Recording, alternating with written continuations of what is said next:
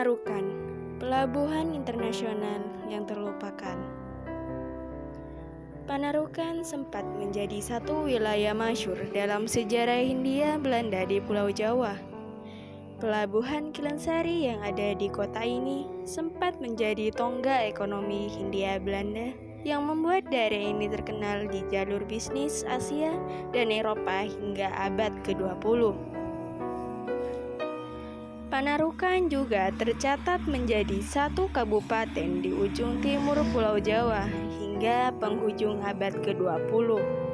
Dulu, Kabupaten Panarukan memiliki lokasi ibu kota di Situbondo yang letaknya 8 km ke arah timur. Di pinggir pelabuhan sendiri terdapat sebuah mercusuar yang dulu selalu sibuk dari siang sampai malam. Menara setinggi 50 meter itu hingga saat ini masih kokoh berdiri di tepian pantai. Mercusuar sederhana yang terbuat dari kerangka besi ini menjadi pusat kekuatan pelabuhan. Kapal-kapal besar akan menurut saat sang petugas memintanya untuk segera pergi setelah penuh muatan.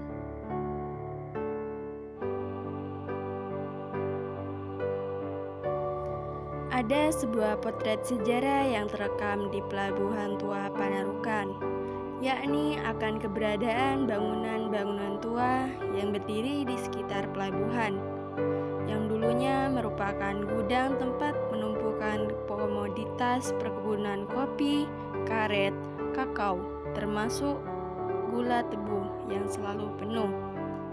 Gudang-gudang tua itu kondisinya saat ini sudah rusak, bahkan ada yang sudah hampir menunggu takdir roboh menjemputnya.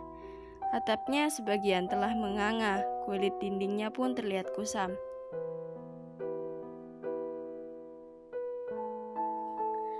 Pelabuhan Panarukan menjadi satu entitas sebagai perpaduan dari beragam etnis Jawa, Madura, Osing, Tiongkok, Eropa, dan lain-lain. Dengan demikian, Pelabuhan Panarukan secara fungsinya kemudian lebih sebagai pusat pengumpulan hasil produksi demi kepentingan kolonial. Pelabuhan Panarukan ini setidaknya telah dipaksa menjadi semacam sistem dalam proses dan pertumbuhan kapitalisme di Indonesia.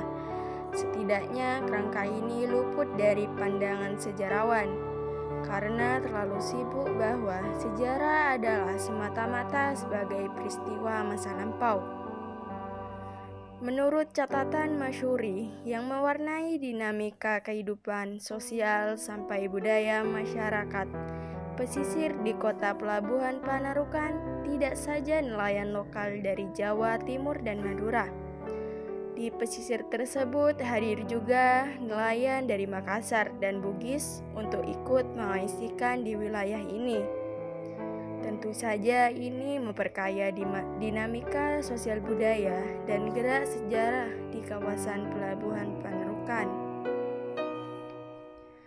Hadirnya kaum nelayan dari wilayah lain tersebut menghadirkan proses dialektika budaya kaum pesisiran.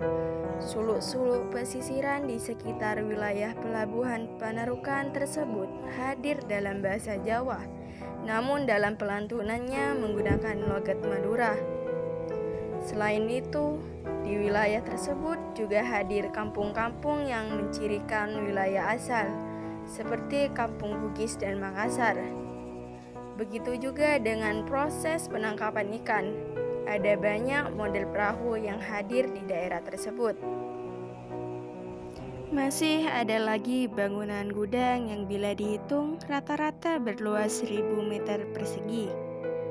Bagian dalam gudang hanyalah sebuah lapak luas sesuai dengan fungsinya.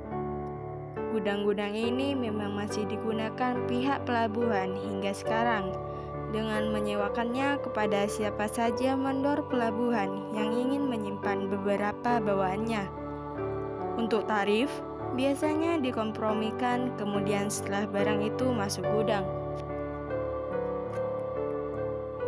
Sekian, itulah kisah sejarah dari Pelabuhan Panarukan.